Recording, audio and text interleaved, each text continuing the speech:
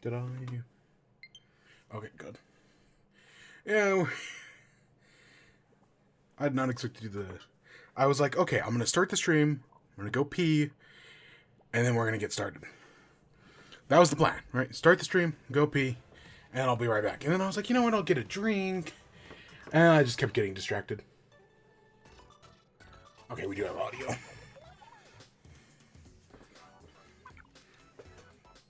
I keep the game so quiet I can never tell.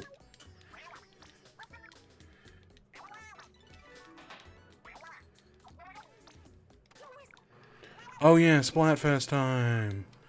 Splatfest time. It's time for splatting and fests.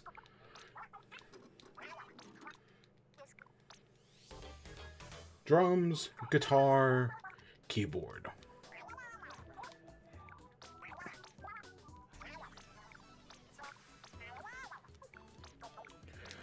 So which team? So I'll be, you know, more recently I've been going with Team Frey, right? I've been like, yeah, that's the team to go for, because I've really been hoping they're gonna win. And I know they changed how Splatfest work in the new update, that now the second place team also gets points. Because Frey hasn't won a Splatfest in over a year. Or at least it's been a year. So, you know, that kind of sucks, you know? It really does, in my opinion, the fact that one of the teams hasn't won in a year is proof to show that the Splatfest, the triple Splatfest experiment failed. So you may say, oh, well, you're going to go with Frey again, right? Maybe this time will be the time. Nah, this time I'm just going to actually pick the one I want. So I'll tell you, drums is out right now. I could care less about drums.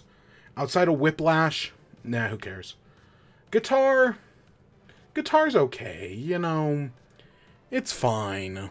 But keyboard is the one I'm interested in, you know. I feel like keyboard is the most versatile. Plus, guitar has wigwags. I don't want any wigwags. Let's go keyboard. I know keyboards can also be pretty... Oh. Alright. I know they also have their own problems and their own stereotypes, but let's go keyboard.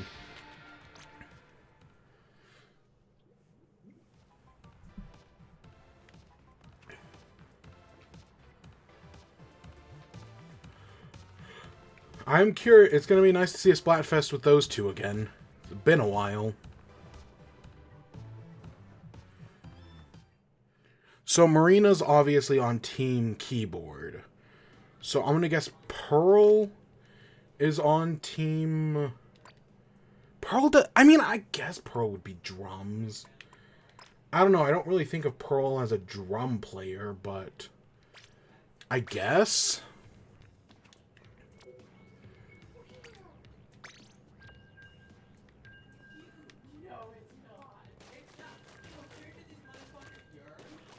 I have no idea. So tonight, let's just get right into it. We got Mario Day stuff. There were Mario Day was like Sunday last week. So we have Mario Day stuff to talk about.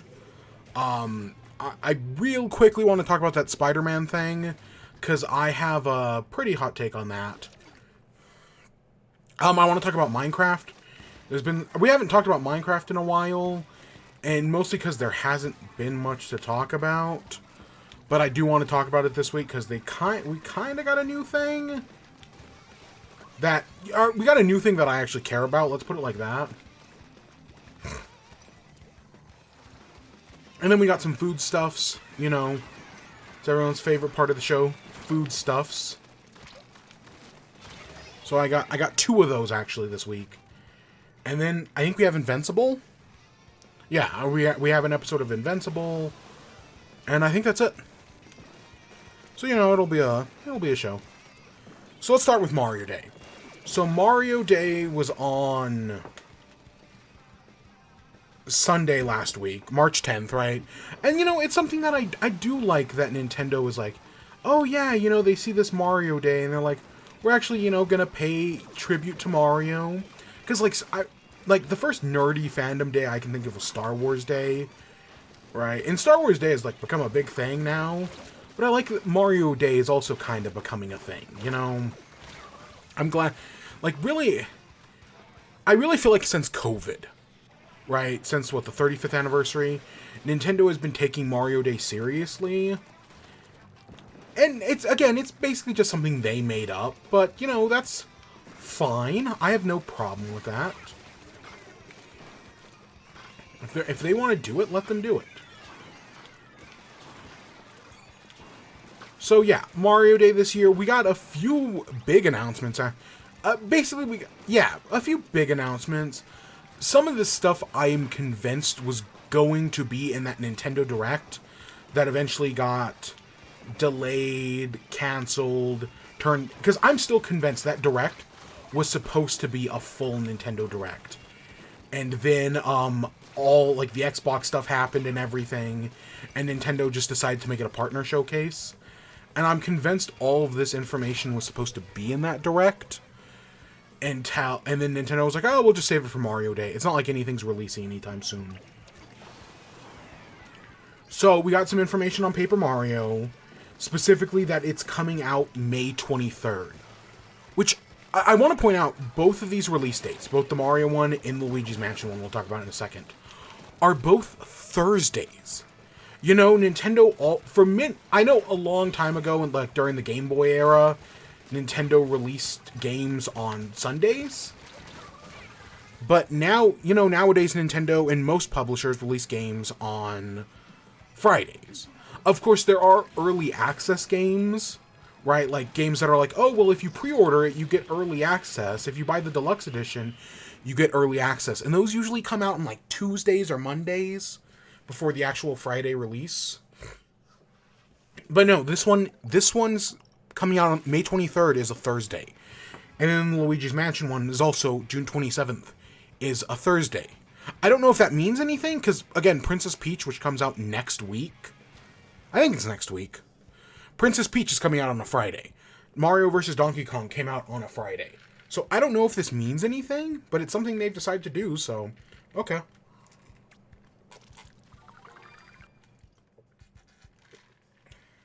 You know, maybe it's a shift. Maybe it's not. It's still interesting regardless.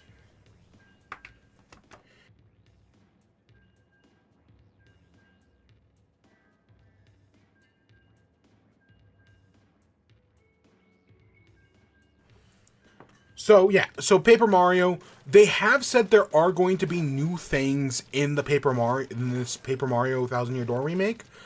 What those new things are, they have not said. They have just said, hey, we're adding new things, which is fine. You know, that's fine. Yeah, they haven't said anything. So we don't know what's being added, but we know stuff is being added. But yeah, I actually predicted the May release. I want to say I predicted both of these release dates. Okay, I might have said Luigi's Mansion was going to be July. I might have predicted, like, July 7th for Luigi's Mansion. But I know I had said Paper Mario was going to be June. Or May, I mean. I know I had said Paper Mario was going to be May. And, because it made sense. It made sense for Paper Mario to be in May. Nintendo doesn't really have anything else coming out. And they don't really have anything else coming out. I mean, they have Princess Peach next week. But after that, they don't have anything in April. So no, I think this May release date makes sense. I am excited. Thousand Year Door is one of the few RPGs I have actually beaten. And unlike the original Paper Mario, which I have beaten but don't remember, like, I could not tell you a single thing about the original Paper Mario, other than the fact that I have beaten it. Okay, that's kind of a lie. But, you know, there's not I don't actually remember a lot from that game. Meanwhile, this one I remember a lot more of. Not everything, mind you. And I know, but, you know, Thousand Year Door is very fondly remembered, and rightfully so. It's a great game. It's got some problems. I specifically think of the search quest for, is it Admiral Bobbery?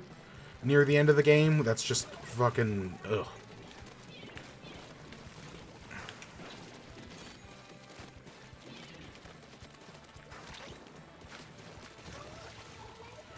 But, you know, other than that, it's a great game, and I have not played it in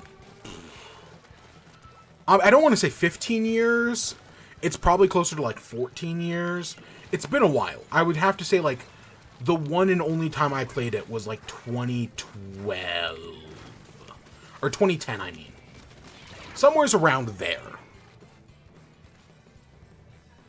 Because I know I played both Paper...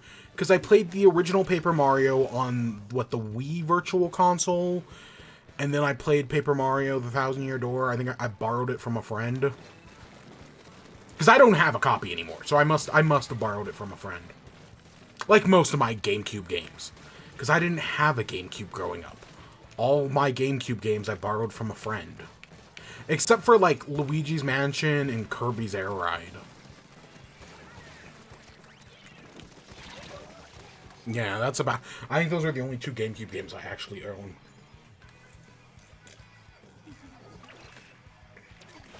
own. So speaking of Luigi's Mansion...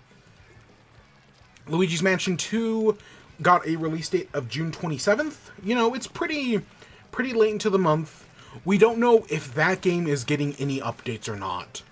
I do think... So, Luigi's Mansion 2, for those who have never played it, is a very... is a mission-based game. Like, they made the decision to make the game based around missions. Which, I don't know if that was a great idea. You know, I think it's fine. Some people really fucking hate it. Some people really hate the mission-based structure of that game. I think it's fine. But I could see them as part of the remake changing the mission structure. Maybe even potentially getting rid of it. Making it so that you're just exploring the mansion, and instead of going back to Egad's lab after you complete an objective, no, you're just going from objective to objective. I don't know how much changes between objectives, because I know there are new things added between objectives, but I'm sure there's a way they can incorporate that into the game. I don't know. It'd be a massive change for Luigi's Mansion to get rid of, right, and where instead the only time you ever go back to Egad's lab is to go to a different mansion. But I could see them making that radical of a change, especially because I think it would probably improve the game, at least improve the exploration. That's for sure. What was the shirt I think I was working on this shirt. That sounds right in my head. I need to get this shirt, like, leveled up, like, 4 times or something. But yeah, I think Luigi's Mansion would make sense, right, for that to be the change. With a June release date, I could see in April Nintendo coming out and being like, hey, you want to play the original Luigi's Mansion? Well, we don't have any other games releasing in April, so here you go. There was a document going around this week that was claiming to be a Nintendo Direct leak. It's one of those paper documents where it's like a piece of paper with a Nintendo Direct headline, then going through all the announcements like bullet point by bullet point. Those leaks are automatically fake in my opinion, right? Like, any leak that's just a piece of paper is instantly 100% considered fake. So I immediately, right off the bat, I could tell you this thing is a lie. And then you get into the headlines, and like, it starts off, I don't have the exact thing pulled up. I kind of wish I did, just so that I could reference it real quick. But I know it started off with a new... It started off with a new Hyrule Warriors, which, I'll be honest, I think a new Hyrule Warriors, that's one of my predictions for this year. So I think a new Hyrule Warriors is very likely, right? I have not ruled that out at all, that we might get a new Hyrule Warriors, right? That was a general prediction of mine. And then from there, it's like a few other, like, you know, standard things, like you know, it has the release date for, Paper Mario, it has the release date. This came out after the Direct, I should say. So, right, it has those release dates. But then, it then ends with, like, a Fire Emblem, like a remake, one of the remake Fire Emblems that... They called them something... What did they call them? Echoes? I think it was like an Echoes game that I guess is something people like. It was a like someone made a fake Echoes game, and this just reused the title of that fake Echoes game somebody created. So that's piece of evidence number 2 that this is fake. But then, right, so that's like the first, like the document's divided into like 3 or 4 sections. That's section number 1. Section number 2 starts off with Animal Crossing New Leaf HD. That's the moment, that's strike number, like you are already out at strike 1, but by strike number 3, yeah, there's not a chance in hell that we would get an Animal Crossing New Leaf HD. Like, Animal Crossing's fucking dead for at least a few more years. Okay, could they do a Animal Crossing on the Switch 2 within the first year of its life? Yes. Will they? Probably not. Could we finally get an Animal Crossing farming simulator? Sure. Are they going to do that? Probably not. So yeah, that's strike number 3. That I could have told you instantly just at a cursory glance that the leak was fake. But yeah, just the more you, and it gets like more ridiculous from there. Like, it keeps fucking escalating from there. Animal Crossing HD isn't even like the craziest fake thing they put on it. They kept fucking going, which I think is funny.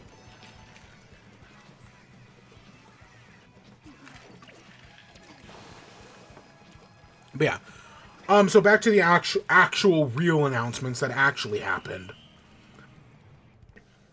They announced Lego Mario Kart.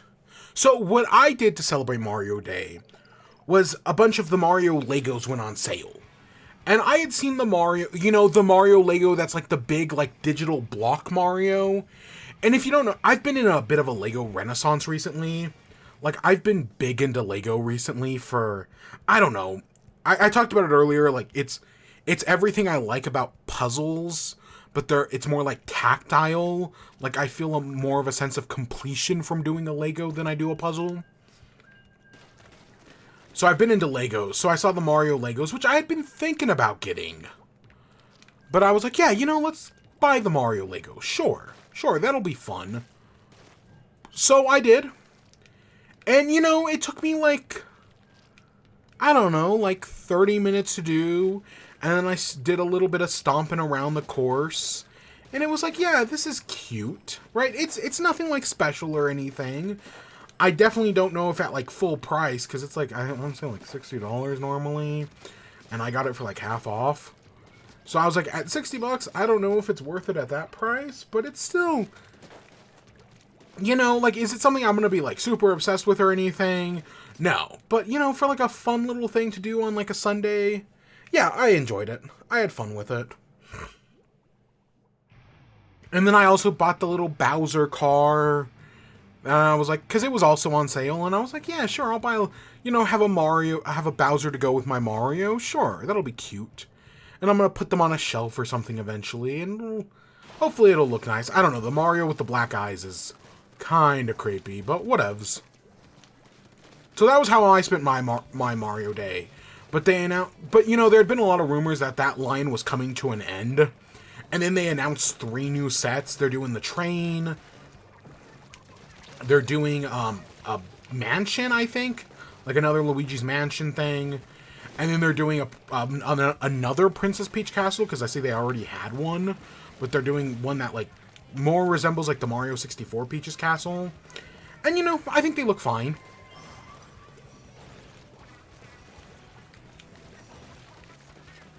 I think there's some fine-looking sets in there. Nothing too special, but, fine. But yeah, Mario Kart Lego. I don't know what exactly that's going to be, how that's going to work. I don't know. I feel like the Mario Kart experiment they did a few years ago with the actual cars was more interesting, where it was like an actual RC car. I thought that one was really neat. I do actually own one. I own the Luigi one, which I can't use because of dog hair, because the tires get fucking clogged up with dog hair very easily, and so I can't really use it, which sucks. But, you know, it's neat. They're a neat little thing. They worked well enough.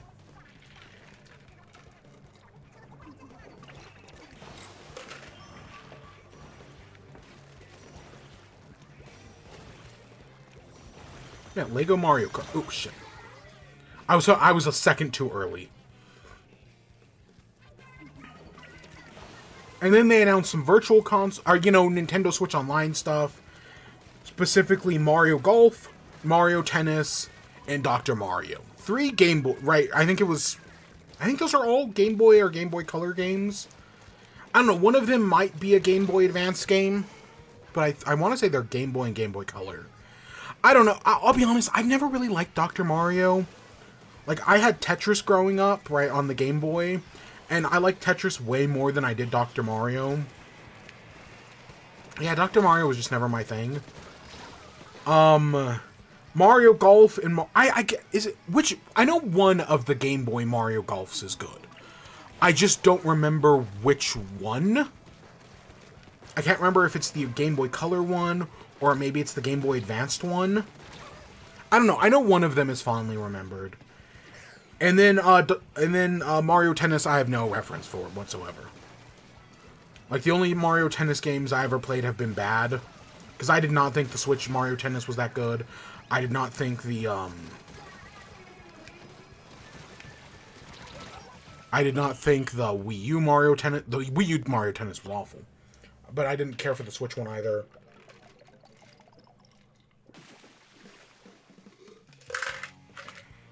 So I have no real good reference for Mario Tennis.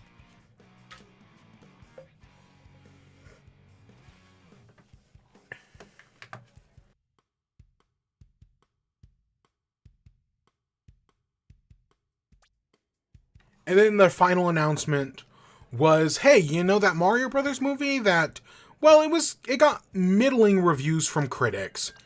It was actually pretty popular with, well, it got middling reviews from critics.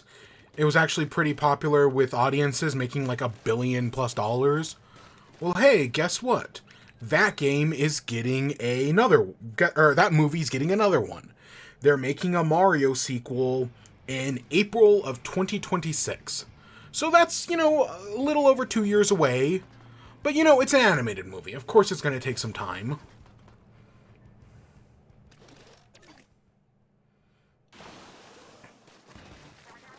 So yeah, that makes sense, you know. But yeah, I'm excited for another Mario Brothers movie. I like the first one. And I definitely feel like doing a second one, they can maybe iron out some of the problems with the first one. Specifically have a better story. Like, a better story would be very nice. I don't know if they're actually going to do that, but that would be cool. I don't actually have any predictions for another Mario Brothers movie. Okay, actually I do. I would love to see Wario. I would love to... I know Bowser's going to come back, but I would love to see them introduce Wario as an antagonist. I want to see them introduce Wario and Waluigi. Give us both of them. You know, people love Wario and Waluigi. Give Luigi a main starring role. Okay, I guess I actually do have more predictions than I thought.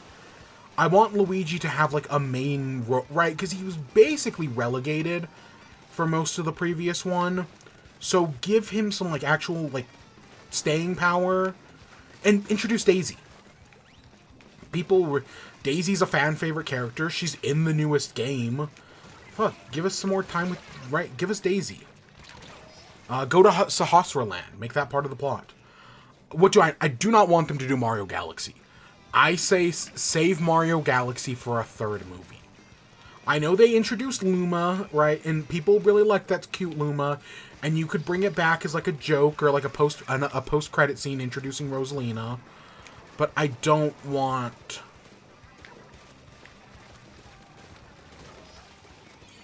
I specifically don't want Mario Galaxy. I think you save that for a third one. I would rather see them adapt, you know, maybe 64 or... I mean, we know we're getting Yoshi, so, you know, you could, I guess... I don't know how you adapt. Do the Koopalings. Fuck, Introduce Bowser Jr. Have Bowser kidnap Peach for Bowser Jr. To raise Bowser Jr. in the Koopalings. Boom, there you go. There's your plot. You know, make it a little bit more complex than that, obviously. But as your starting point, I think that's a decent starting point. Along the way, they go to Sahasraland, they save Daisy, other things happen along the way. You know, there's plenty you can do. But I think that would make sense. But yeah, no, I think as Mario Days go, yeah, it was a fine Mario Day. Again, Nintendo doesn't have to do anything more than put out a tweet. And I really don't expect them to do anything more than put out a tweet. But no, I actually think they put out some good news and good on them. You know, especially because, you know, people have been wondering about that Paper Mario thing. People have been wondering about that Luigi's Mansion thing. Actually getting some answers is pretty good.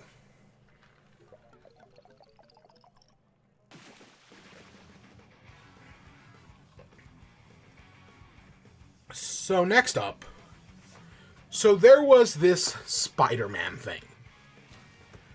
Where the whole Insomniac leak, we haven't really talked about. I mentioned it briefly a while ago. I'm still not really going to talk about it. But this week, a trailer leaked for the new Spider-Man, or for a Spider-Man game that Insomniac had pitched. Like, if you watch the trailer, it makes it look like it's a complete game, right? That this game is like near completion. No, this was not a complete game. This was a pitch trailer, a concept trailer. But it was called Spider-Man: The Great Web, and it was you and 3 other players fighting villains from across the multiverse. You know, there's a bunch of Spider-Verse references, specifically to the movie. Which, I mean, the Insomniac Spider-Man 2 has references to Spider-Verse movie. So, like, that's the idea. And it's, you know, Spider-Man, Miles Morales, Ghost Spider / Spider-Gwen, Silk, who, I mean, we now, spoiler alert for Spider-Man, but they're setting up, the end of that game sets up Silk as, like, the character who's going to be in the next game. But, right, it was setting up Silk. I'm assuming there's a few other references in there. I know there's a playable Venom you see at one point. So it looks interesting. But we know the game has been canceled. I want to say that other Insomniac leak hinted pretty heavily that this idea for a Spider-Verse game was canceled. But, you know, getting this trailer, a lot of people were freaking out and being like, hey, Insomniac, this looks awesome, you should uncancel it. And you want my hot take? You want my big controversial moment? I think this should stay canceled. We just got off the back-to-back Gotham Knights and Justice League Kill the Suicide Squad. 2 multiplayer, 4-player games that are live services, and people hate those games. And now they're pitching a Spider-Man, you know, live service multiplayer game. And people expect this one to be different. And I don't know why. I don't know why people expect this one to be different. All the other Spider-Man games suck. But no, this is supposed to be the good one. This is supposed to be the Spider-Man game that, you know, fixes Spider-Man, that makes good Spider-Man. And I don't get it. I don't know where people are getting that from. But yeah, that's the one people are freaking out about this game. And it's like, no, this was just going to become another live service multiplayer game that people were going to hate. I don't know why people expected anything different from this.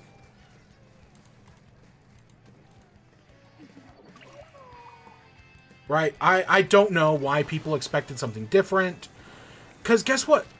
Like, Sony just earlier this year / late last year canceled their Last of Us right? They had Insomniac cancel the Last of Us multiplayer, and like rightfully so, because that game was never going to be good.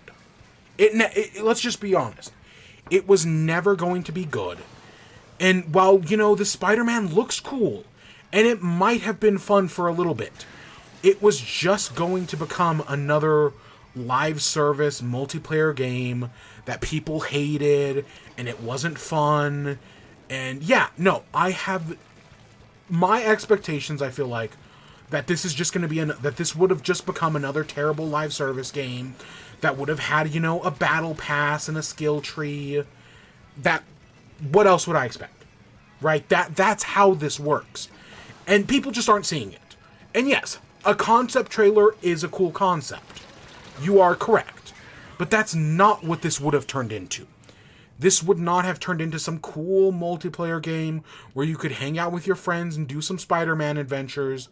This would have turned into another live service game with a battle pass that cares about numbers, right? Where everything in the game is about numbers and, getting new gear that's the highest number. It would have just been another Gotham Knights, another Suicide Squad, and it would have been as quickly forgotten. Like, right now everyone's playing Hellblade. Hellblade 2? It's called Hellblade, right? Everyone's playing that game. Everyone's playing that game, everybody's loving that game and freaking out. And, like, I get it. And you know what? I'm glad. I'm glad people have taken a game that they love. It's Helldivers. It's called Helldivers. Hellblade's the Senua's Sacrifice. And, everyone's freaking out about that one. And, good on them. If I made the prediction that, yeah, within just a few months, Helldivers would be forgotten. But people are actually really latching on to it. The community support has been good. The developer support has been fantastic. There's been, like, this whole thing this week about, like, they've been adding flying bugs to the game, but the developers are, like, blatantly, like, denying that it exists. And, like, they're basically just trying to gaslight people. And I think that's very interesting. I'm really impressed with Helldivers. Enough to make me play it? No, not yet. But I think it's interesting. I think they're doing good stuff here. And you know what? If people are liking it, good. I don't think Spider-Man would have been that. I don't think, based on Sony's track record, and I know they own the Destiny developers now and whatnot, that's not exactly a vote of confidence, in my opinion. The Destiny developers. So no, I am very skeptical on this Spider-Man game. It might have been great, but I have a lot of reasons to be skeptical, and rightfully so.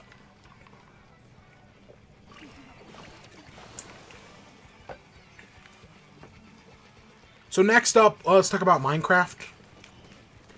So we haven't talked about Minecraft in a while. Mainly because, they did the trial chambers.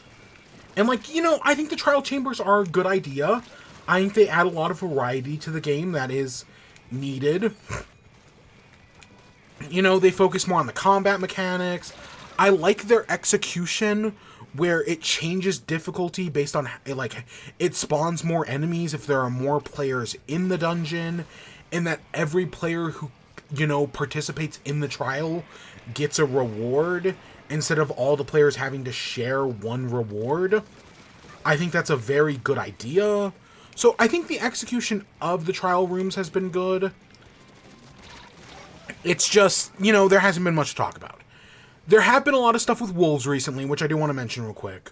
So, they added in wolf armor, and people were super disappointed. So recently, like 2 weeks ago, they buffed wolf armor.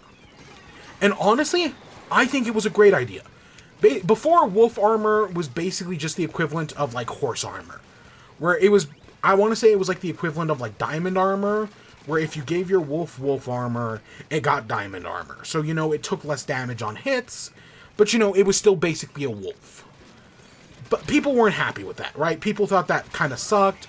They wanted more from wolf armor. And rightfully so, because, wolves have never been great, but people always wanted wolves to be great. So, their solution was just to buff wolf armor into oblivion. Make it super OP. And if I'm going to be honest, that was the right decision. I think they've actually made wolf armor good. So what they've done is how wolf armor works now is that before it was it was diamond armor. Now it's, I want to say 50 hits. So no matter what, right, if it gets hit by a zombie or if it gets hit by the warden, it takes off just one hit. So basically you're giving your wolf with wolf armor a free 50 hits where they just absorb all the damage from that hit. And I think that's an amazing idea. Like, genuinely, just giving your wolf a 50 free hits. And you can, of course, repair it by using more armadillo scales. I genuinely think it was a great idea to just complete that. Someone put together a video where they gave a wolf, they had 11 wolves, and they made 11 wolves fight a warden, and the 11 wolves beat the warden. That's actually pretty cool. Is it OP? Oh, hell yeah. But guess what?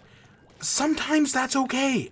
Especially because these are dog AI companions that the player has little control over, that up until this point had been mostly useless because they're not actually that strong. Giving them armadillo armor to make them OP, to allow them to take a bunch of hits, I think is fantastic.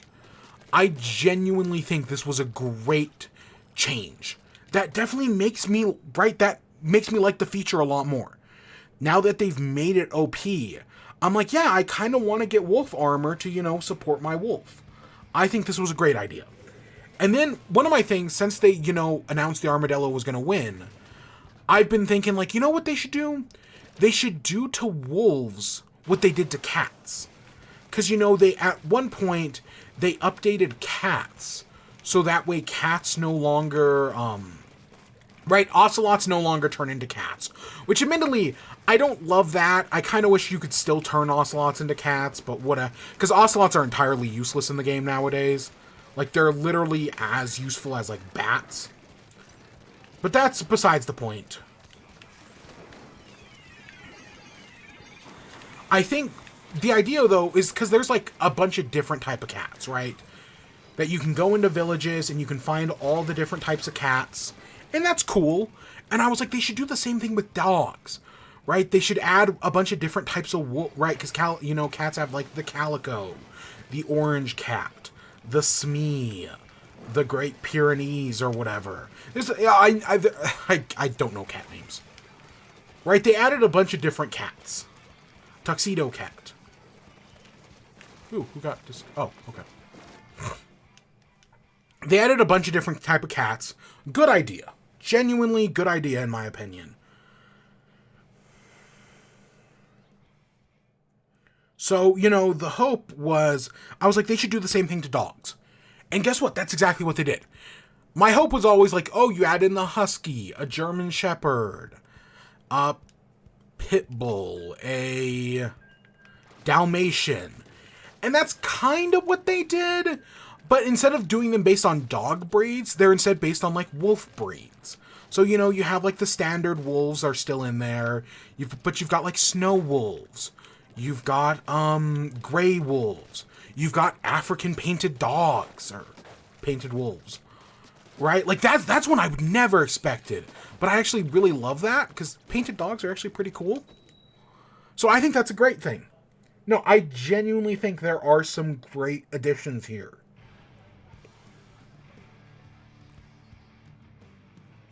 And I think this was genuinely, like, a cool, like, yeah, you know, give us some wolf skins. So no, I'm all aboard this. I think this is a great update. Or I think they've been doing some great things. And then we got the thing this week. So that was like 2 weeks ago and last week. This week, the changes they made. So a few updates ago, they added these things called breeze balls. And they're, you know, they added the new enemy, the breeze, that you can find in trial chambers. And if you defeat the breeze, you get these breeze balls. And they basically work like rocket jumps, right? Where you can, like, shoot one at your feet. And it will, right? Like, you throw one at your feet, and it'll, like, shoot you up in the air. A pretty decent idea, in my opinion. Right? Part of me wishes they were more common. Because, you know, stuff like that's cool. But I was like, okay, you know, that's not a bad idea. It's not really that useful, but, you know, it's neat. So they've updated breeze balls, where, you know how you have blazes, and that blazes turn into blaze powder. Right? You defeat a blaze, get a blaze rod, get blaze powder. Now you defeat a breeze, get a breeze rod, and the breeze rod turns into breeze balls, and you get 4 breeze balls for 1 breeze rod. Genuinely, I think a better exchange. I think it's a lot, right? I feel like you're getting more bang for your buck. So I think that's genuinely, you know, a good exchange. It's a better exchange anyways. I want to say before, like, breezes dropped, like, at most 2 breeze balls, so it wasn't that great. And it's still not perfect, but, you know, it's better. It's better.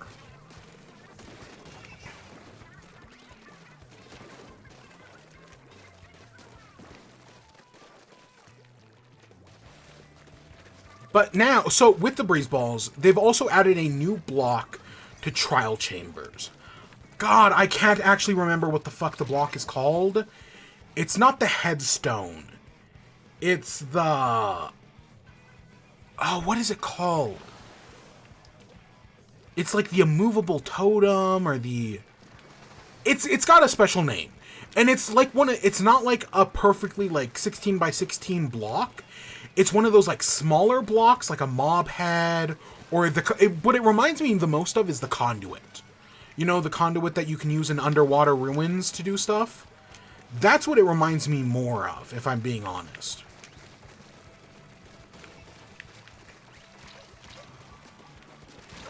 So it reminds me of the conduit, and it's like the same like shape and size.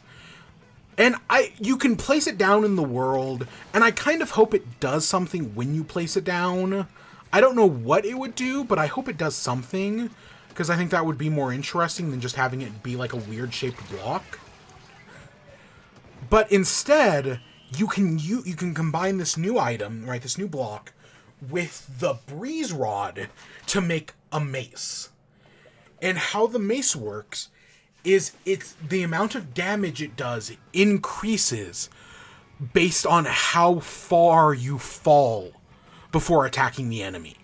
So let's say you jump from like 6 blocks, if you hit the enemy before you land on the ground, that will kill a fully armored opponent, right? It does more damage based on how high you jump. And you can jump from the world height down to, I want to say just 0.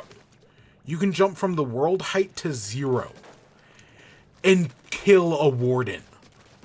It's stupid OP. Like, that's pretty...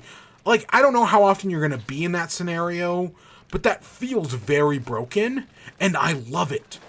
This is probably the most interesting thing to be added to the game since the warden. And I kind of love that. Right? I want Minecraft to do weird and interesting stuff.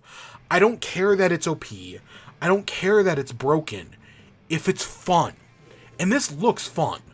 And I know, and the way I see Minecraft PvP working, jumping onto opponents actually seems to be like a pretty common strategy nowadays. Like, it seems like jumping from high places to land and hit opponents is actually pretty common. It does, if you land the hit, it does break your fall damage, right? So any fall damage you would take, if you land the hit, you don't take that fall damage. But if you miss, then of course you take the whole fall damage. Oh, hey, thanks for the raid, WoW 1076. We're talking about the new Minecraft update. Yeah, have you seen the new Minecraft update? I think it's pretty cool. But yeah, I love the idea of, right, just jumping from 100 blocks up to kill an iron golem in one shot. That's a very fun idea. So I'm actually really impressed with that. Is it OP? Is it broken? Yeah, sure.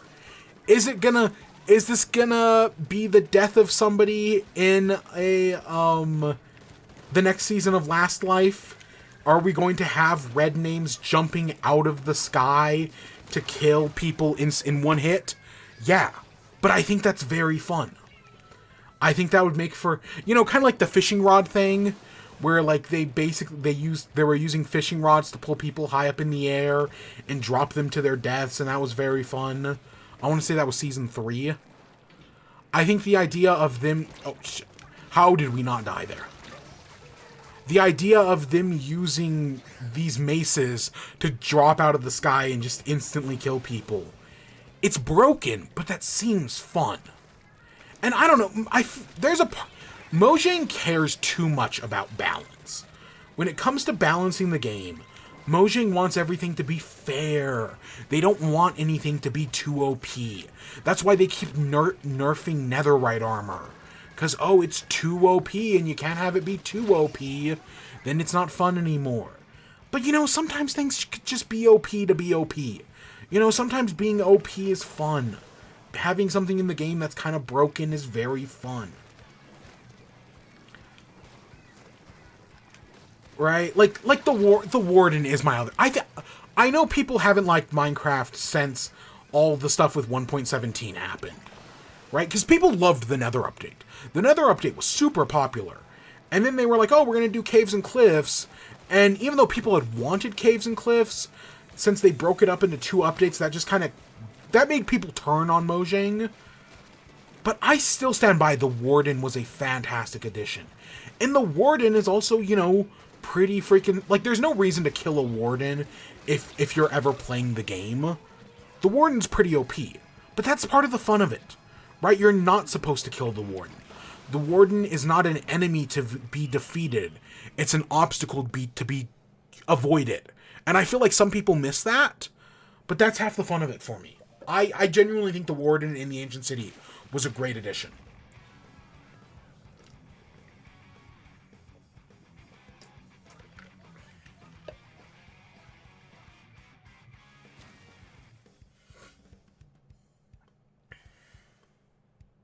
Oh god, my ears just started ringing. I think that's my ears?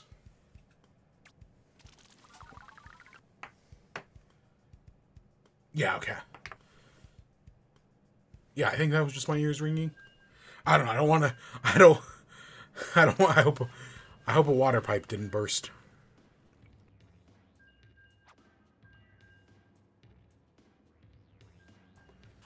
Yeah, I think this new... because there was not anything... I want to say the update we're going into is 1.22. It might be 1. I'm going to have to look into it. I want to say it's 1.22, but it might be 1.21. I can't remember anymore. Whatever, you know, the last update of Minecraft didn't really add anything that interesting. I think they called it Trails and Tales. Like, yeah, you know, camels are okay. But I did not like all the armor shard stuff. I didn't like... the pottery shards were whatever. The sniffers sucked. They're too rare. But, right, 1.20... whatever the most... Trails and Tales was underwhelming. But this new update's looking a lot better. It's not perfect, obviously. It reminds me more of the update that added the Warden. But I genuinely think this Mace is a change in a good direction. Of course, some people... Mojang's kind of in that Pokemon state nowadays, where no matter what they do, somebody's going to be pissed off. That's just how it works from now on. But I feel like this Mace is a good change. And I kind of... between what they did with the wolves in the Mace, I hope they keep doing stuff like this. Because I think they're really... I want them to do fun and weird things. That's, I think, where the game's at its most interesting. Oh yeah, God, we're post-daylight savings time as well. So the maps now change on an odd hour. Ooh, that's weird.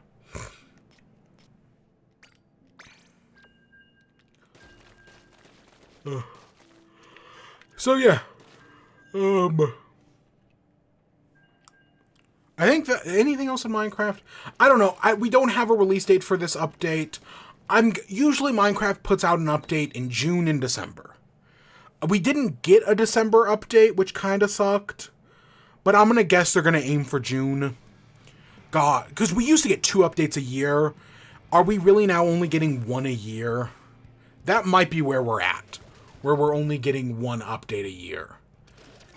That's totally possible, that we're only getting 1 a year. I don't love it, but that might just be how it plays out.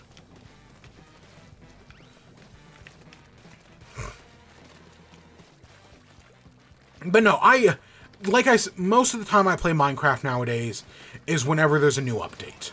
I usually don't really touch the game, and then they do a new update. I usually start up a realm with, friends for 2 weeks. We play the new update, and then we don't touch the game again until the next one. That's just kind of how Minecraft works now. And I feel like that's how Minecraft works for a lot of people nowadays, is just, you only play with the new updates, or, some YouTuber gets big, before eventually being outed as a pedophile, right? And then they kind of revitalize people's interest in the game, so people start playing again for a little bit. Yeah, no, once this new update comes out, yeah, you better believe I'll be there, because, these trial chambers will hopefully be fun. I will admit the item that you need to craft the mace seems to be pretty rare. It's got like a 2% chance of spawning, which, yeah, it sucks, because, I wish they were more common than that. But I get, if you're going to make something this broken, having a 2% spawn rate makes sense. Because one of my big problems, especially with the most recent update, was that they were adding stuff to the game that was super rare that did nothing. It was like, oh, we're adding this rare thing to the game that's purely cosmetic. Something that's purely cosmetic should not be rare. This mace that can fucking one-shot a player from a 2-block jump, that being rare makes sense. You can one-shot an Ender Dragon with it. You can one-shot a Warden with it. I remember, and I'm kind of surprised they did this, because I remember when they added anvils to the game. And you can squish players with anvils. Very fun idea, in my opinion, right? Very classic, cartoony. And when anvils were added to the game, the amount of damage they did stacked with their height. And I remember when anvils were added, people were making videos of like, hey, if you drop an anvil from world height, which at the time I think was only like 150, if you dropped an anvil from world height down to 0, it would one-shot the Wither. And it was like, that was always really cool, and then Mojang was like, no, that's too OP, and they nerfed it. And then later they added Dripstone, which I'm pretty sure worked the same way. And I'm pretty sure you can one-shot a Warden with Dripstone. That sounds right in my head. I don't know. That's something I'd have to check to see if, like, yeah, that's a thing you can do. But that would make sense. If you can kill... But I'm pretty sure this thing will one-shot a Wither. Can you kill...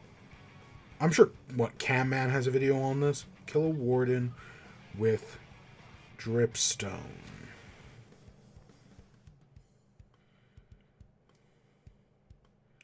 Oh, hey, Captain Sparkles. Hey, Captain Sparkles.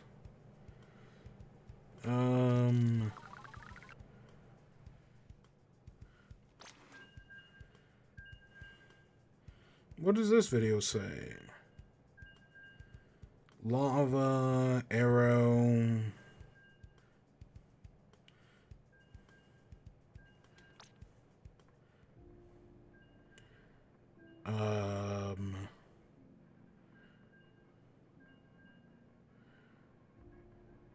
So you can drop a Warden on Dripstone and it'll kill it.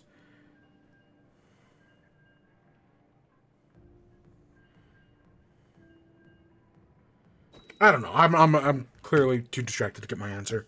Either way, I think it's an interesting thing, right? I think the mace is a good thing. I'm glad it's being added. I hope it worked, right? I hope they don't nerf it. I want it to stay OP because that's fun. And yeah, I think that's all the news I got. So I guess that takes us into WIBE. So what have I been doing? So foodstuffs, right? We always, I don't always, but every once in a while I got some foodstuffs. And there were two things this week that I was like interested in, where I had heard about them and I was like, oh, one of them I had been waiting for. And then the other one I was like, oh, that sounds interesting. Sure, I'll give that a try. So let's start off with the one I did early in the week. So on Monday, Little Caesars, which is Little Caesars is one of those places where it's like, you're paying, it's cheap, or at least it used to be kind of cheap, right? You're not paying much money. Don't expect much from them, right? It's like, I feel the same way about like CC's. Like, it's a fucking pizza buffet. I don't expect much from them, and as a result, I lower my expectations heavily. Right? I don't expect much from Little Caesars, you know. I doubt their pizzas are, like, kind of like the Subway $5 footlong. I know their things cost more than that nowadays. But still, I don't expect much from them. But, so recently, they announced these little, like, pizza puffs. Where it's like these, you get like 4 little cups. You can either do like a pepperoni or a 3 herbs and cheese or whatever. 3 cheese and herbs. There's 2 different styles. I want to say it's like $3. Maybe it's $3.50. It's somewhere between $3 and $4. And you get 3 of them. Or you get 4 of them. Or you can pay like $6 to get 4 of them in a 20-liter. And I was like, oh, okay, you know, sure, I'll get some mug root beer and some of these pizza puffs. Sure, I'll try them. So I tried both types. And I personally, I was like, you know, I would not be surprised if the cheese ones were better. Right? Herbs and cheese, you know, these little, like, pizza puff things. I could see that being a thing, you know? I actually didn't like the herbs and cheese one that much. It was too cheesy, maybe? Like, I know that's a weird thing, but it might have been too cheesy. I actually feel like adding in some pepperoni added in some good texture that, like, you know, made, like, for a more interesting bite and a more interesting flavor experience. God, we went from one wipeout to the other. I was actually pretty impressed. I think the pepperoni one's a lot better. I don't know why, you know, I know some people hate cheese pizza, right? They're like, oh, cheese pizza is boring. In recent years, I've been more in favor of cheese pizza. It's not my first go, it's not like my go-get-to thing. But I'm like, you know, cheese pizza's not bad. You know, it's fine. Every once in a while, just something simple is fine. But no, if you're gonna get them, get the pepperoni. I think going for like a lunch thing, where you're like, oh, you go there for lunch, you get these 4 little pizza puffs for like $3.50, $4. That's not that bad. It's pretty filling, in my opinion. Like, it felt like, I was like, yeah, you know, it's not as much as eating like a whole pizza, or even half a pizza, which you can get for, again, just a few bucks more. Like, it's not as much as that, but I still, like, for like a small lunch thing, I was like, yeah, these aren't bad. I don't know if I'm going to get them again anytime soon. But for what I got, I was like, these aren't bad.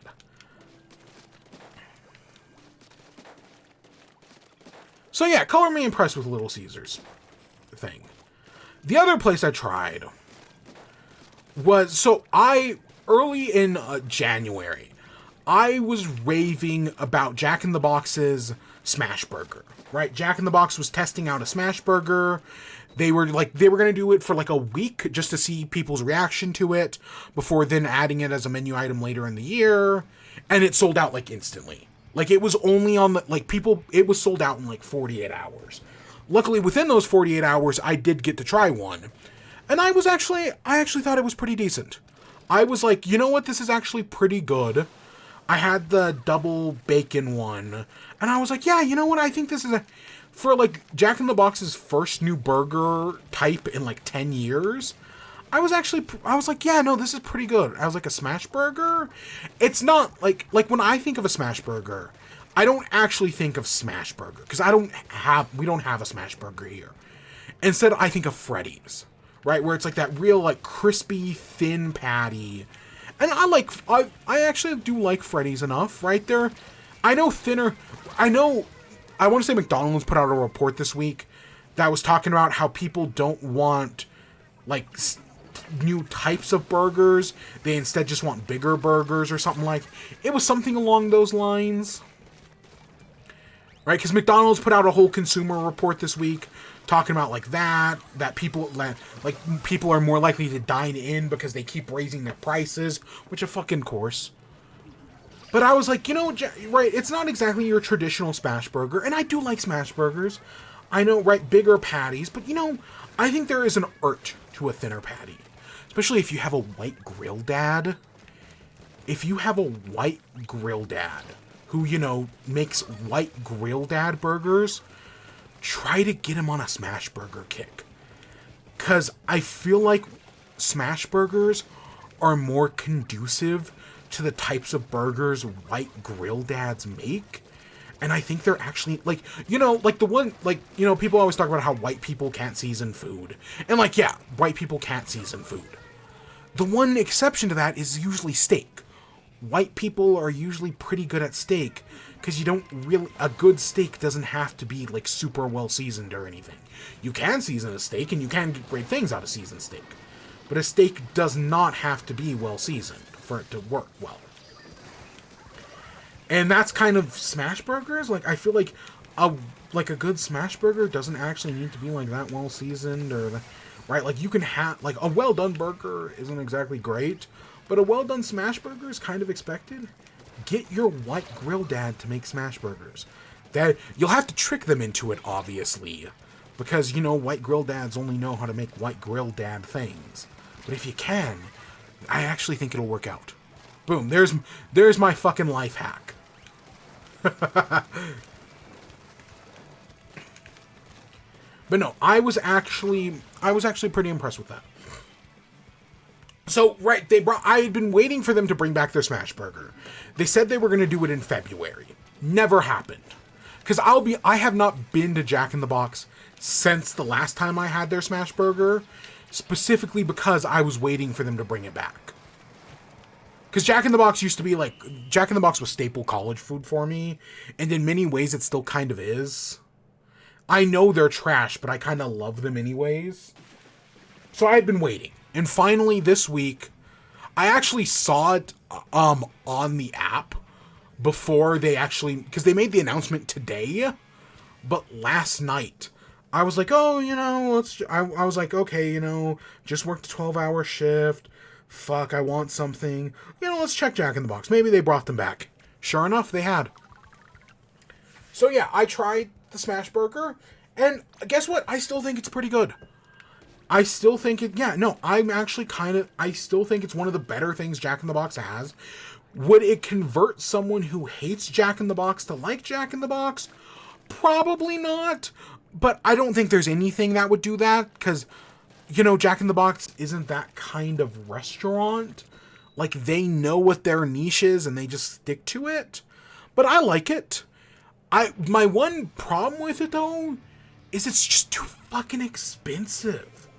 Right? We talk about how expensive food is nowadays, because, you know, companies just keep raising prices because they can. Well, guess what? The smash burger works the same way. The price, at least locally, was, I got the burger, the drink, and the curly fries, because who the fuck wants regular fries at Jack in the Box? Get the curly fries, which I know that added like an extra four. I don't want this to be that, you know, those Republicans who keep posting like, oh, drinks cost so much today. I paid for a water and it cost me $40.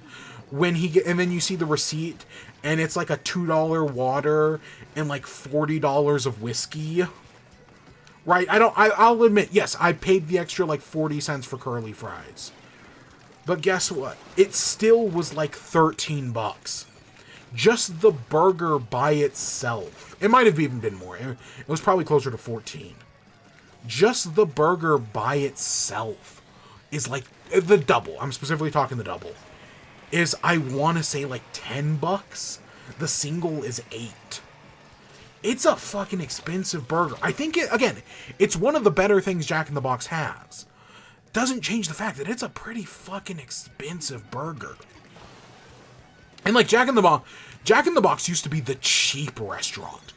Like, you used to be able to, for $6, you could get a burger, 2 tacos, curly fries, and you could get a combination, like a mix of curly and regular fries, and a small soda for $6. Jack in the Box used to be the cheap restaurant. And then COVID hit, and I'm gonna guess that same meal costs, yeah, like $10, $12 nowadays. for the same, right, for... it might even be less food. It used to be 2 tacos. I would not be surprised if it's only 1 taco nowadays. That sucks. You know, that sucks. But yeah, I feel like that's every place nowadays, right? They're all going up in price.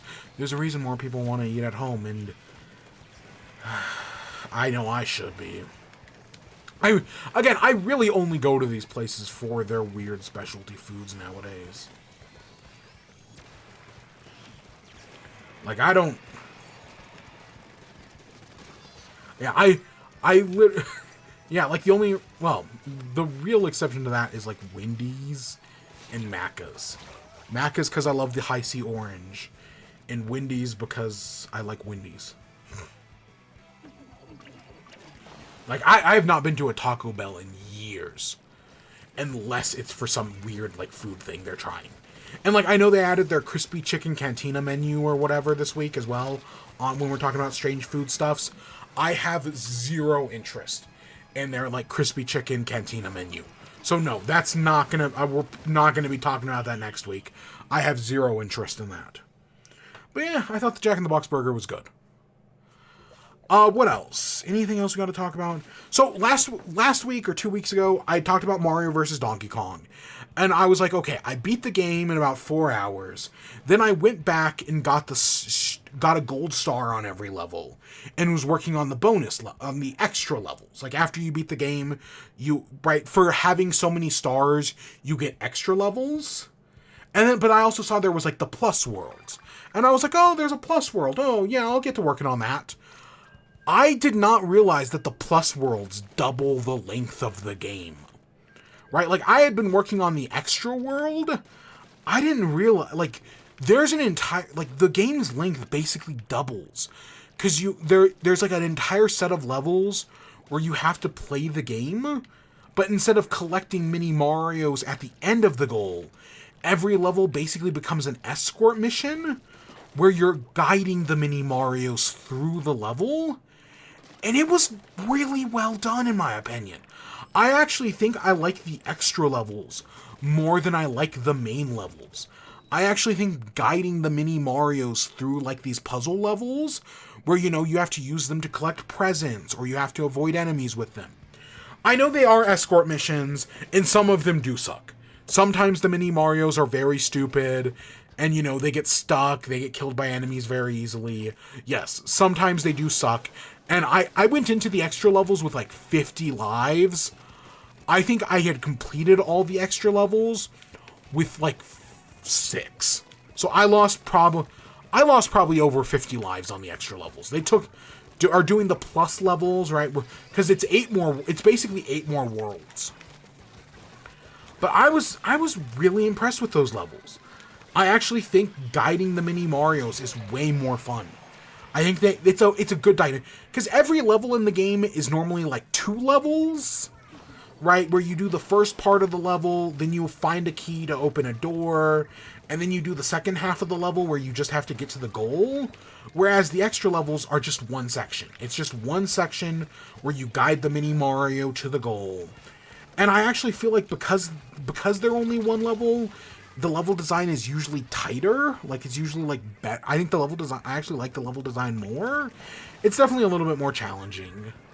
So, no, I genuinely actually it doubled the length of the game, and I actually really enjoyed it. I'm still recommending Mario and Donkey Kong. I know it's like a $50 game, and I get how that's a turnoff to, right, for a remake of a GBA game. I get how that will turn some people off. But for me, I actually think it's pretty great. I really do, especially with it doubling the length of the game. Like, I had already kind of felt like, I was like, you know what, I had fun with this. Do I wish it was a little cheaper? Yeah, but I still more or less got my money out of it. I've definitely gotten my money out of it now. Now that the game is doubled in length. Yeah, no, it's been great. That's it. That's all I've been playing. I've been kind of wanting to play a Pokemon game again recently, but I don't know which one. I kind of want to play Legends Arceus, but since you only have one... Because usually what I'll do, right, when I want to replay a Pokemon game, because there are two versions of each Pokemon game. It's just like, oh, well, I played through Pokemon Violet. Well, hey, my roommate has Scarlet. I'll just play through that. Okay, well, in actuality, the real version of that happened the opposite way. I played through Scarlet and I borrowed my roommate's copy of Violet. But for Legends Arceus, I can't do that, because there's only one version of the game, and I know I could just put all my Pokemon in Pokemon Bank and restart it. And that option hasn't, slipped my mind. Like, I have definitely considered that. But I'm like, do I want to? Because I do like Legends Arceus, and I do feel like a lot of the things it did were very good. But I'm actually pretty satisfied with my complete save file, so I don't think I will. I mean, I could always use that Goober profile I created that I've done nothing with. But I'm probably not going to. Yeah, I don't want to play any of the older games. I don't know. I guess I'm spoiled by modern technology.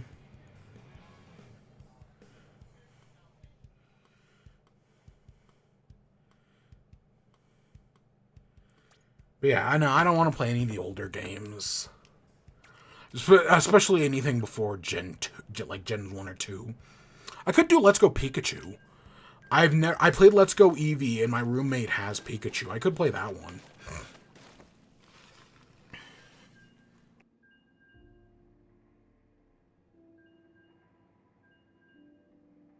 I don't know. I still have to do my complete decks, right? Like, I wanted to have a complete Pokedex, and I technically have. I think I'm only missing like one or two things, if nothing at all. I just have to move everything up from the older games, and I've just never done that. Maybe I should finally do that. I don't know. It's definitely... I should have started it on Pokemon Day. I should have been like, hey, it's Pokemon Day, to celebrate, I'll do that, and then I just didn't. But I don't know. There's stuff I should play, but there's nothing I really wanted to play.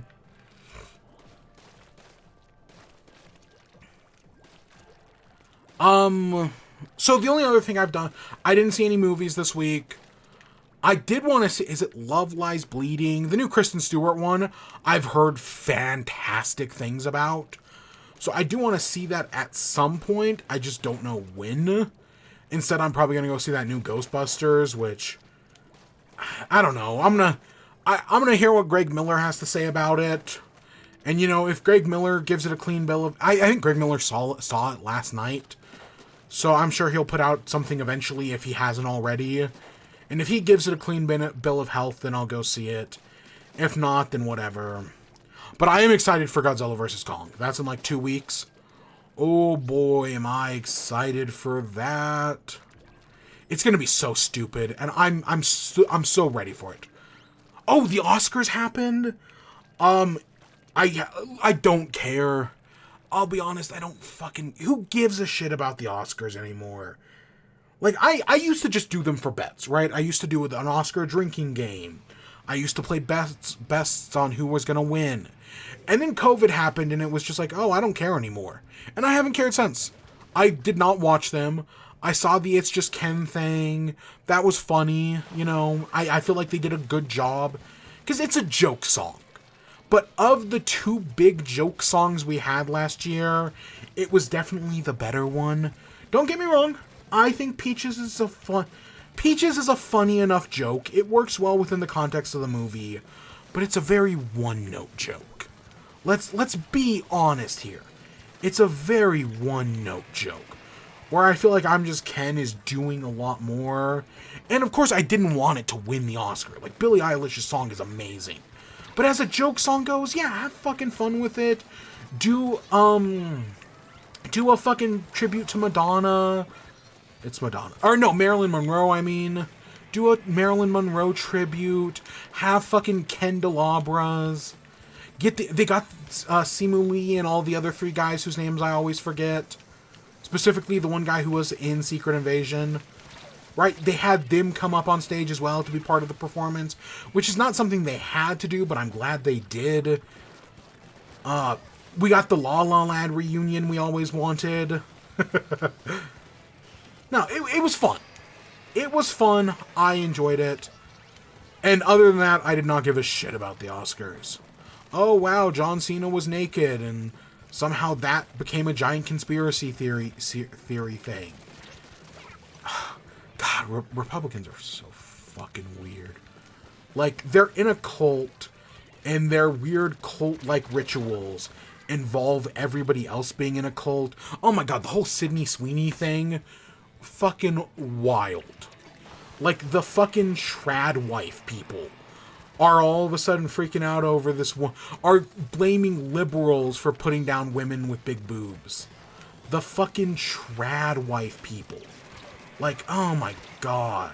Like, there's a pot calling the kettle black, and then there's fucking Republicans. Fucking incels, man. Like, holy shit. I mean, it shouldn't surprise me, but somehow they always find a way to be more hypocritical. Right? The bar is always lower than you think it's going to be. But yeah, so, Invincible. So Invincible came back this week. I've seen a lot of people saying that, like, hey, why is nobody talking about Invincible? And Amazon fucked up Invincible. Like, there's nothing wrong with the episode. Everyone's talking about, like, no one's talking about Invincible. And it's not because of the episode. Because the episode is genuinely really good.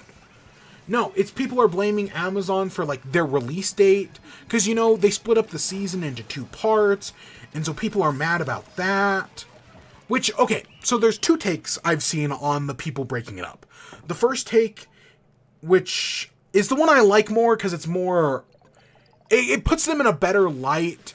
And, you know, it's kind of the one I hope for more. So one of the things about the original Invincible was there was like a 2-year gap between season 1 and season 2. And the creator of, right, the showrunner and whatnot, they've talked about how they want to lessen that gap. That the break between seasons 2 and 3 will be a lot smaller. And part of the reason they say they took this 4-month break is so that way they can, that the entire time they were on break, they were working on the next season. So that way, you know, hopefully the next season of Invincible, season 3, will come sooner, right? Maybe it'll only be like a 1.5 years, right? Instead of a full 2 years. That's a very charitable interpretation of things.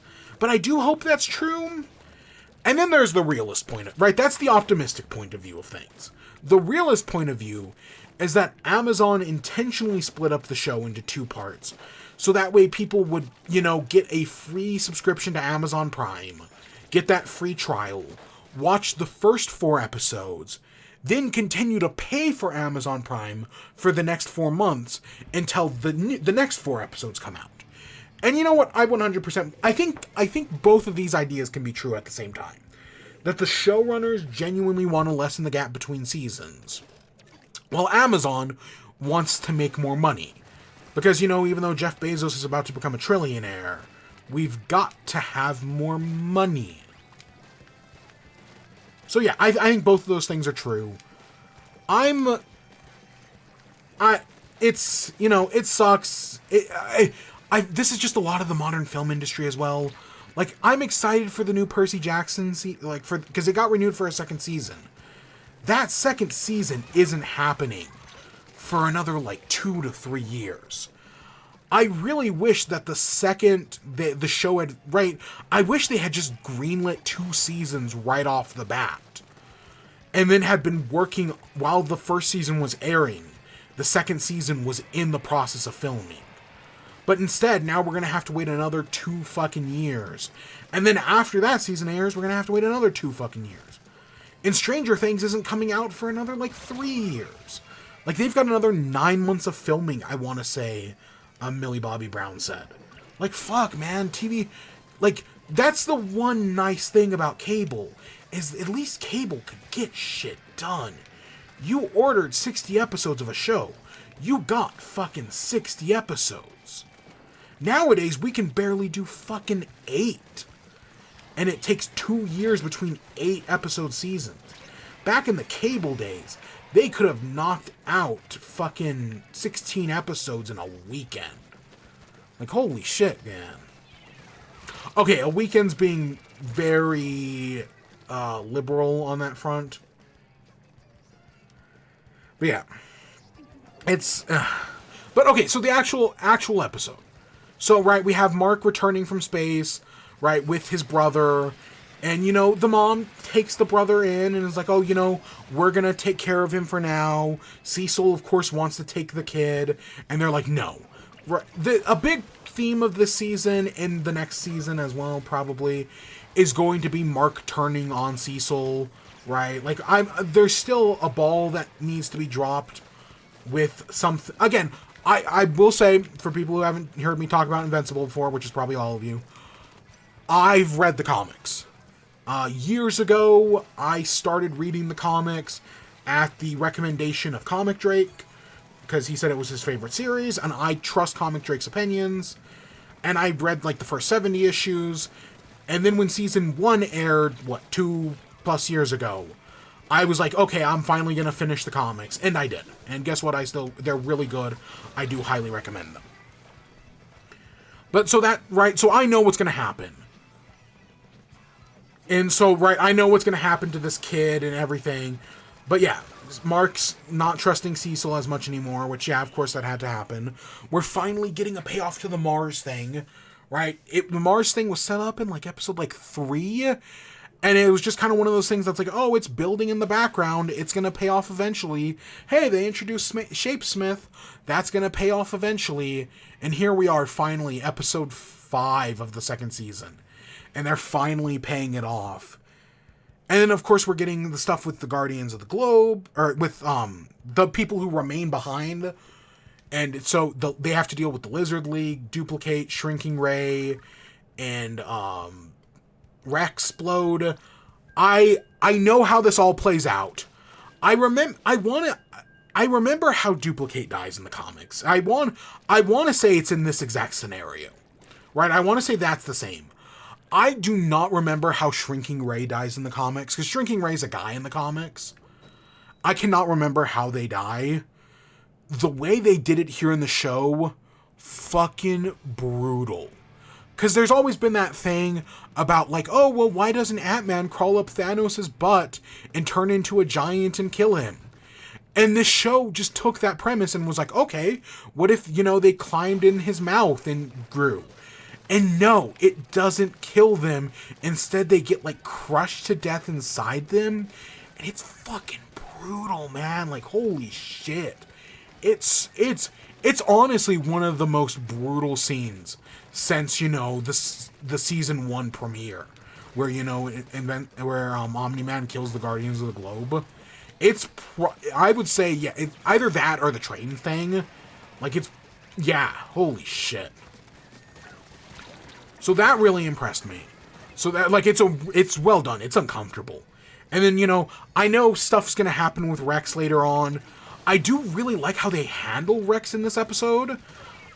He has a conversation with Eve about, oh, well, you shouldn't judge yourself for your failures, because you've done a lot of, some people fell in a river. Guess what? They're going to make a full recovery. Sure, that park collapsed, but guess what? Before that park collapsed, you did a lot of good things. You shouldn't just judge yourself based on your failures. Genuinely a good speech, a good moment for Rex, who, is an unlikable asshole, but he owns it. And yeah, this had to happen eventually. And of course, the episode ends with him getting a gun put to his head. So that's not going to end well for him. I mean, we don't know how that's going to turn out. Meanwhile, the heroes, boarding the Mars ship, are in equally hot water as they get overrun by the Sequids.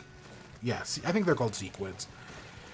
So, at the end of episode 4, nobody's in a good spot. Hey, guess what? Alan's not dead. It was really, because one of the weird changes they did in the comics, Alan gets killed by the, Viltrumites, but he comes back stronger. And in the show, it was really weird, because it's the guy's turning off the life support for Alan. And I was like, oh my god, are they going to kill Alan? Why would they kill Alan? He's in, he has a bunch more to do in the comics. And it's why is he turning off the light support? it leads to the same conclusion. They just do it differently. So, like, it's the same end result. It's just the way we got there was a different execution. I don't know. In the grand scheme of things, it's not that big of a deal. But, yeah, that's what they decided to do with it. And then, the one thing that is not in the comics is Bobby, right? So you have the one guy, the agent, whose name I'm forgetting, but he looks like a grown-up Bobby from King of the Hill. Right, that character, Donald, I think his name's Donald, he's in the comics. I want to say he dies when the house explodes across the street, and that's the last you see of him. I'm like 90% sure that character's not in the rest of the comic. But we find out in this episode he's a robot, ? You know, or they took his brain, like, he's basically just he's General Grievous. He's a brain piloting a robot body. And it's like, okay, and you know, he's having this, that's not in the comics at all. So part of me thinks that plot's the most interesting, because that's not in the comics at all. But yeah, no, I think it is genuinely a great episode. I feel like the action sequences are good. The part with Eve and Rex is good. The battle with the Sequids is, you know, a good place to end the cliffhanger on for the next episode. The whole battle with the Lizard League's good. I think it all works pretty well. It is, for a mid-season premiere, I think it's a pretty good place to start. And, you know, nobody's talking about it, but maybe people are talking about it, but when people are talking about it, it's all them just saying nobody's talking about it.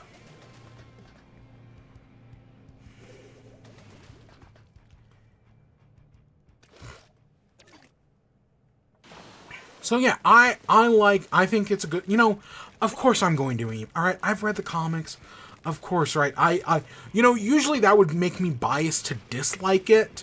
I feel like that's usually how, like, oh, if you read a book before watching the movie, you're going to be disappointed by the movie. That's just how it works. But I feel, do comics work the opposite way? I feel like comics kind of work the opposite way, where if you read the comics, you're more likely to like a movie. It's not always the case. Like, you know, because, you know, like, I think of Thor, Love and Thunder, where it's like, oh, we're doing Gore the God Butcher. Oh, that's really cool. That's a great character from the comics. But the way they did Gore the God Butcher, you know... Meanwhile, I got the exact opposite impression from Ragnarok, where it's like people who liked Ragnarok were like, oh yeah, you know, it's doing this from the comics, it's doing this from the comics. Yeah, sure, it's not a perfect adaptation of Planet Hulk, but, you know, they're having fun with it, and it's a good movie. Ragnarok is one of those movies that, like, part of me... Because, you know, I've heard a lot of people say, specifically since Love and Thunder came out, that Ragnarok isn't actually good. That, you know, we liked Ragnarok at the time, but in hindsight, it's not actually that good of a movie, and Love and Thunder kind of opened people's eyes. And I've kind of never rewatched Ragnarok, or at least I haven't watched it since Love and Thunder came out, because there is a part of me that worries, like, oh god, am I gonna fucking hate this movie, now that, you know, it's been a while, and now that might actually be true. I don't want it to be true, but it might be true. I have no idea.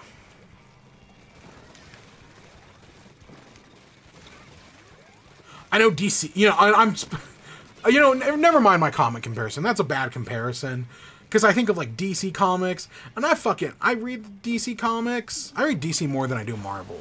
And I fucking hate the DC movies because they don't do anything from the comics, except for, they only do 4 Batman comics, and that's it, right? We get The Long Halloween, The Dark Knight Returns, Hush, and The Killing Joke. That's it. That's the only 4 Batman comics that ever get fucking adapted. And they announced that the next Christopher Reeves Batman movie is being delayed by a full year. Which, you know, sucks. But that's not what I'm fine with it being delayed a year. That doesn't annoy me. What annoys me is that they're adapting fucking Hush again. I don't want them to fucking adapt Hush. God, give us a fucking Batman villain, please. I'm so fucking tired of Hush. I'm so tired of the long Halloween and the Killing Joke. I don't want the fucking Court of Owls. The Court of Owls has been done to death. They're so fucking boring. Give us fucking Mr. Freeze. Give us Poison Ivy. Give us... What's another very comic booky villain?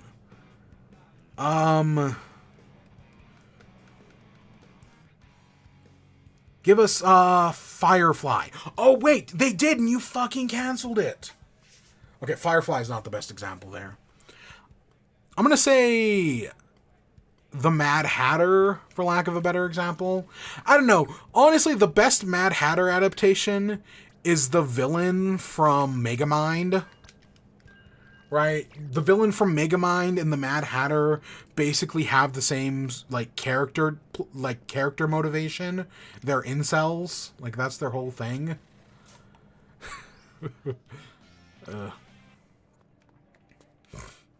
Yeah, I don't know. I just want Mr. Freeze. I want to see Matt Reeves take up... Mr. Freeze is this big, tragic character that I love so much. I want to see Matt Reeves take on it. And instead, they're just going to do fucking Hush.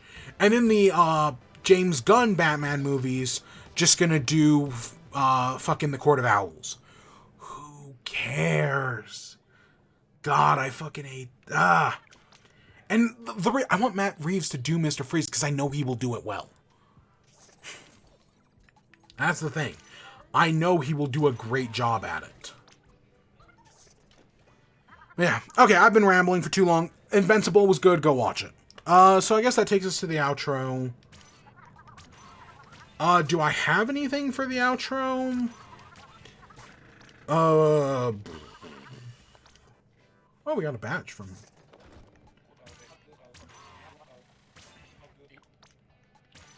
I don't feel like I have anything for the outro. That Splatoon video, I'm still, like, I have an idea in my head. I just need time to edit it. And I just can't be bothered to edit it. Like, that's the big thing, is, like, I know what I want it to look like, but I just haven't had the time to do it. And I don't know if I'm skilled enough to do it, honestly. Or if I do it, it's just going to be, like, a very short thing. But I really should get around to doing that at some point. Because I don't want it to be I don't want the video to be longer than, like, 30 minutes. That would kind of be my hope. Okay, maybe a little longer than that, but, you know, not by much.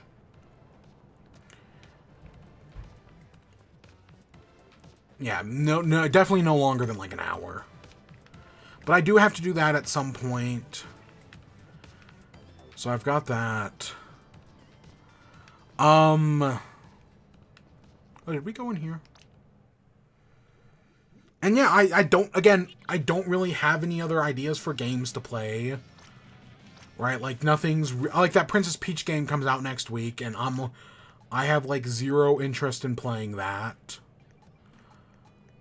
Well, I mean, I'm probably going to play it, but, like, it's not going to be a stream thing.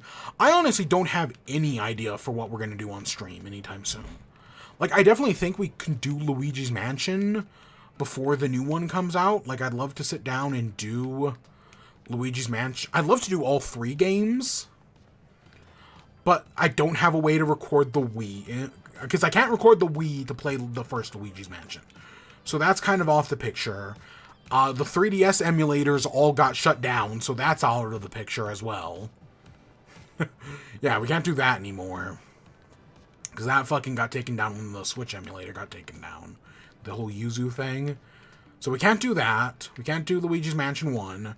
We could do 2 and 3, though. And we might do 2 and 3. I'm not against doing that in June. But June's still like 3 months away. So yeah, I guess for now, you know, we're just going to keep doing it in chat. And eventually we'll get shit done. Eventually something will come up. Hey, Isopadre, how you doing? Got your mem cakes. So yeah, next week we do have a Splatfest, right? We're gonna see these two rock it out. That'll be neat. It'll be neato burrito. Love him. Love to see him again. But yeah, I do stand by. I think the Triple Splatfest experiment has failed. Right? Kind of like American democracy. It was a good idea on paper, but in execution, it has some very glaring problems. And nobody wants to do anything. Okay, at least the Splatoon, unlike American democracy, at least the Splatoon developers are actually trying to fix things. Right, whereas America, everyone's just want to watch it fucking burn, and let's speedrun banning TikTok while we're at it. Oh my god, I don't even have time to get into what a fucking disaster that is. Like, hey, Democrats, you kind of need people to vote for you, right? Like, nobody likes your policies. You need people to vote for you. Banning TikTok is not going to get people to vote for you. In fact, it's going to do the exact opposite. I mean, that Jeff Jackson guy, people, like, he one day, in like 15, 20 years, that guy could have been fucking president. And in a single vote, he just killed his career. Like, holy shit, man. Right? This is not the policy you want to be voting on. Right?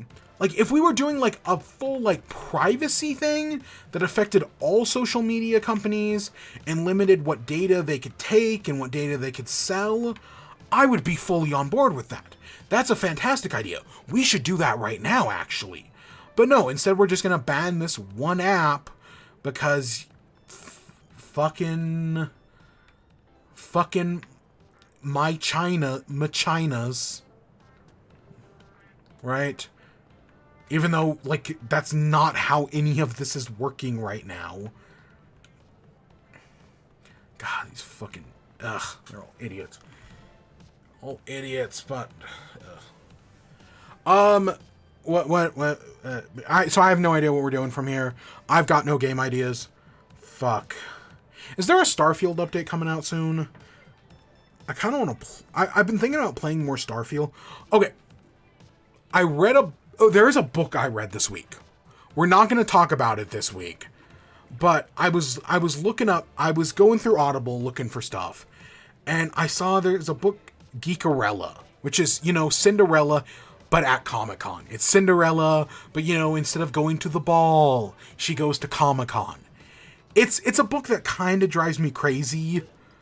I'll be honest, maybe if I remember, we'll talk about it next week. I fucking hate the guy in it.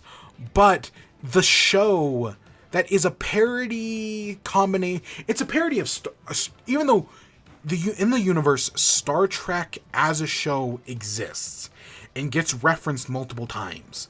The fictional show is called Starfield. And, it's the one the main character is obsessed with. And because I keep hearing, as I'm reading this book, I'm listening, because it was free on Audible. And I was like, yeah, sure. I keep hearing Starfield. And it's like, okay, now I kind of want to play Starfield again. Roll a new do a fucking prestige run, roll a new character, see what kind of crazy things happen. But I know there's an update coming soon-ish. Shattered Spaces? Okay, I see a beta for it. Okay, the Direct, sure. Just the first website to come up.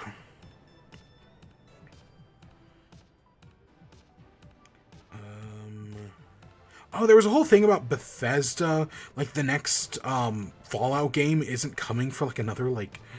I don't think it was, like, 10 years. But it was something... It was, like, 8 years. And it's like, holy shit, man. I know these games are big. But you got fucking Obsidian back. You got... There must be someone out there who wants to make a smaller scale Fallout game. I have no idea. I wanted to see when this update's coming out. I swear it's like sometime this month, but all I see is beta stuff. Because I guess I'll wait for the next update. I also have been thinking about playing Subnautica, but I don't think I want to do that on stream either. Because that game scares me. I've played it multiple times when it was in beta, and then I was like, oh, and then the full release came out, and I haven't touched it since. I have never seen how that game ends. I really should. Okay, I'm rambling at this point. This is where we're gonna end off. We'll be back next week with more in chat. You know, maybe some actual news will happen for once, because we're definitely in a dry period right now. So I hope you all enjoyed. Stay tuned for more. Till next time. Peace.